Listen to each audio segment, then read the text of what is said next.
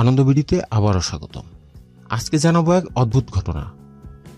গুগলে কোটি টাকার বেতনের চাকরি ছেড়ে সমুচা বিক্রি করছেন এই যুবক।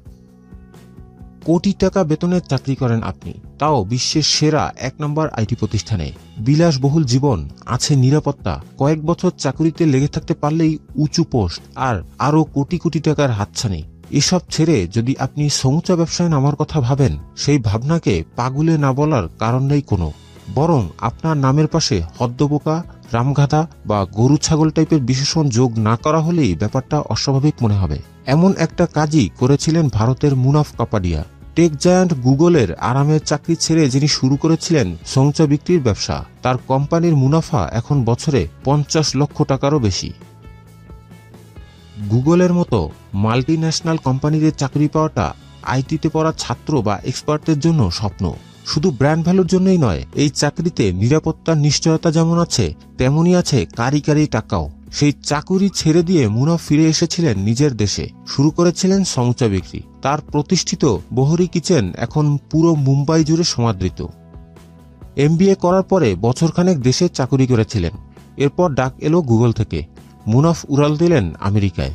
সেখানে কয়েক বছর লেগে রইলেন, কিন্তু সাহেবদের দেশে কেন যেন মন বসল না ঠিক। এত অর্থ, চাকচিক্য ছাপিয়ে মুনাফের জিভ আনচান করে উঠত মায়ের হাতের রান্না খাওয়ার জন্য। মুনাফের মন পড়ে থাকত বন্ধুদের আড্ডায়। ওর সঙ্গে দোকানে বসে চা সিঙ্গারা খাওয়াও সময়টাকে মিস করতে শুরু করলেন খুব। অগত্যা বাক্সপেটটা গুছিয়ে ঘরের ছেলে ঘরেই ফিরে এলেন। দেশে ফিরে নিজেই কিছু করবেন ঠিক করলেন মুনাফ। তবে কারো অধীনে চাকুরিতে ঠিক মানিয়ে নিতে পারছিলেন না মুম্বাইয়ের এই তরুণ। কি করা যায়? উত্তরটা শুনুন তার মুখেই।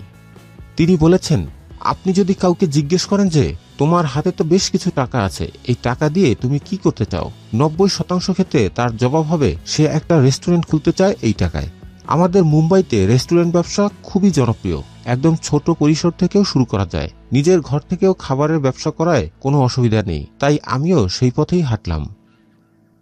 মুনাফের মা নাফিসার অবসর সময় কাটত টিভিতে রান্নার অনুষ্ঠান থেকে। নিজেও রান্না করতে খুব পছন্দ করতেন তিনি। মায়ের পরামর্শ নিলেন মুনাফ।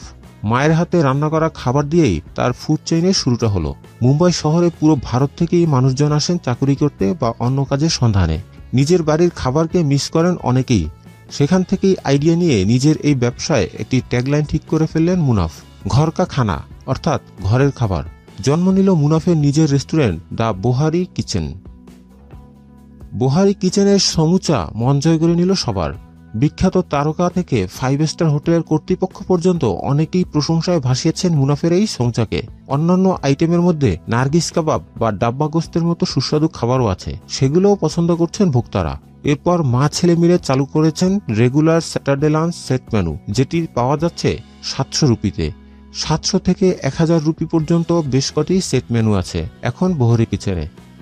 দুপুর থেকে সন্ধে পর্যন্ত মুনাফের রেস্টুরেন্টের সামনে লেগে থাকে ভোজন রসিকদের লাইন। 1 বছরেরও কিছু বেশি বয়সী এই রেস্টুরেন্টটা প্রথম বছরেই মুনাফা হিসেবে নিজেদের পকেটে পুরেছে 50 লক্ষ রুপিরও বেশি।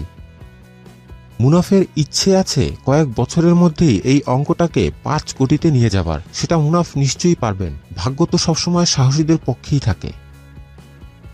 গুগলের 1.5 কোটি টাকা বেতনের চাকুরি ছেড়ে আসায় মুনাফকে বোকা ভাবা লোকজন এখন নিশ্চয়ই জিদ কামড়াচ্ছেন তার সাফল্য দেখে। সফলতা অর্জনের জন্য ঝুঁকি নিতে হয়, সেটা মুনাফ নিয়েছিলেন। প্রত্যাশিত সাফল্যও ধরা দিয়েছে তার হাতে। মুনাফ এখানেই থামছেন না, তিনি এগিয়ে যেতে চান অনেক অনেক দূর পর্যন্ত। তার বোহারি কিচেনকে ছড়িয়ে দিতে চান ভারতের সীমানা পেরিয়ে দেশের বাইরেও। ফোর্বস ম্যাগাজিন সম্প্রতি তাদের আন্ডার 30 লিস্টে অন্তর্ভুক্ত করেছে মুনাফের নাম। মুনাফ কাপাডিয়া তো পুরো বিশ্বের তরুণ উদ্যোক্তাদের জন্যই দারুণ এক অনুপ্রেরণা। আমাদের চ্যানেলটি সাবস্ক্রাইব করুন, এরপর বেল বাটনে প্রেস করুন। আনন্দবিডির সাথে থাকার জন্য অসংখ্য ধন্যবাদ।